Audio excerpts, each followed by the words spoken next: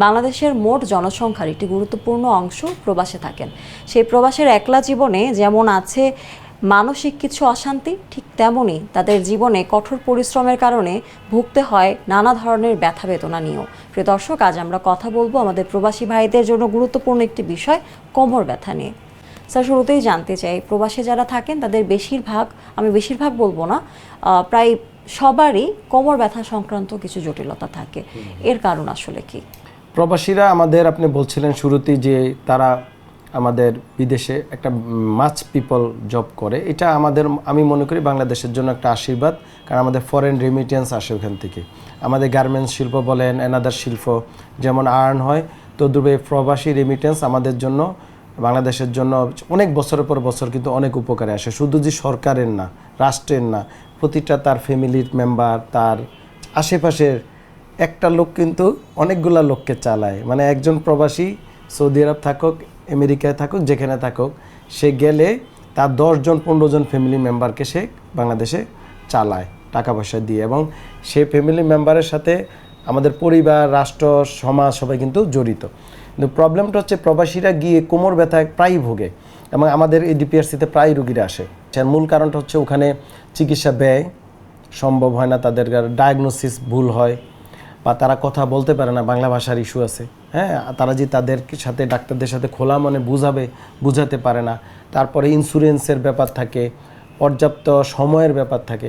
তখন আমাদের কাছে মানে তারা এই সুবিধাগুলো বেশি পায় বাংলাদেশে, তখন চলে আসে। এবং দেখা যায় যে তাদের এই কোমর ব্যথাটা একেবারেই কমন। প্রায় প্রবাসীরা হয়তো বাংলাদেশে ভালো ছিল, ওখানে যাওয়ার কিছুদিন পরে সে কোমর ব্যথা নিয়ে ভুগছে।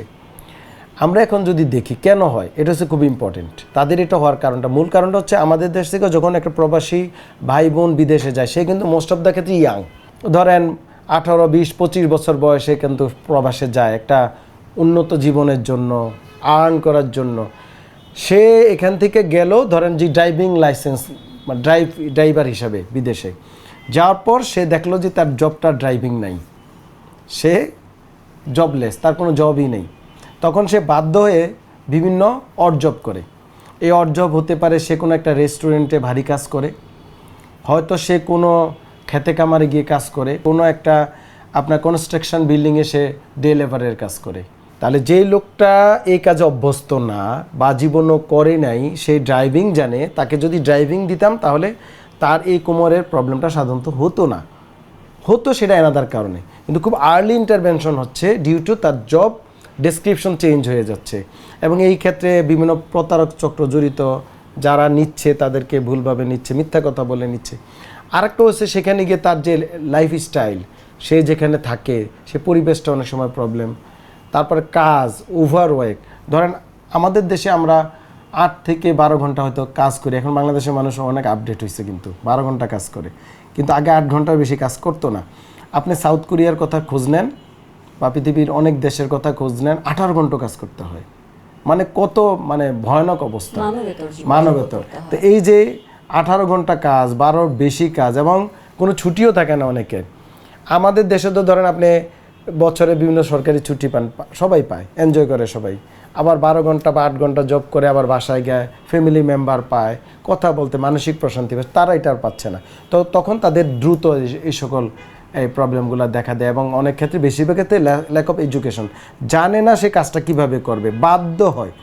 ধরেন গিয়েছে টাকা খরচ করে, এতগুলো টাকা খরচ করে গিয়ে বাধ্য হয়। একটা স্টুডেন্ট হয়তো গিয়ে প্রবাসে জব করে, এনাদার অড জব, তার তো টিউশন ফি আছে, তখন সে বাধ্য হয় কাজটা করতে। ওই কাজটার জন্য সে জানে না কীভাবে কাজটা করবে। এটাই মূল হচ্ছে আমাদের কোমর ব্যথা বা প্রবাসীদের কমন ব্যথার কারণ।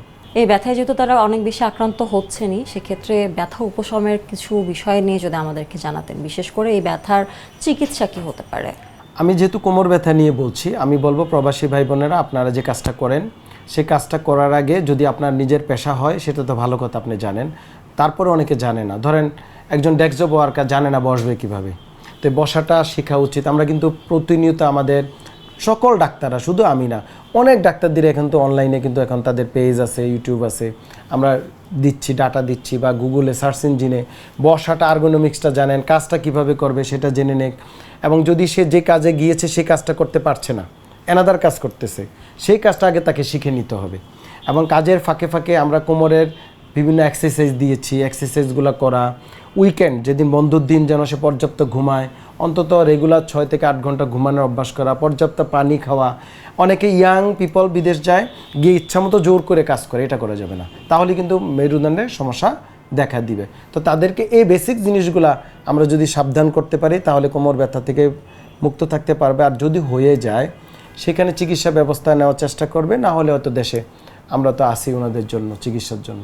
আপনাকে অনেক ধন্যবাদ আমাদের রেমিটেন্স যোদ্ধা, আমাদের প্রবাসীদের নিয়ে এতগুলো গুরুত্বপূর্ণ তথ্য শেয়ার করবার জন্য। আপনাকে অনেক ধন্যবাদ। নাগরিক টেলিভিশনকে অসংখ্য ধন্যবাদ।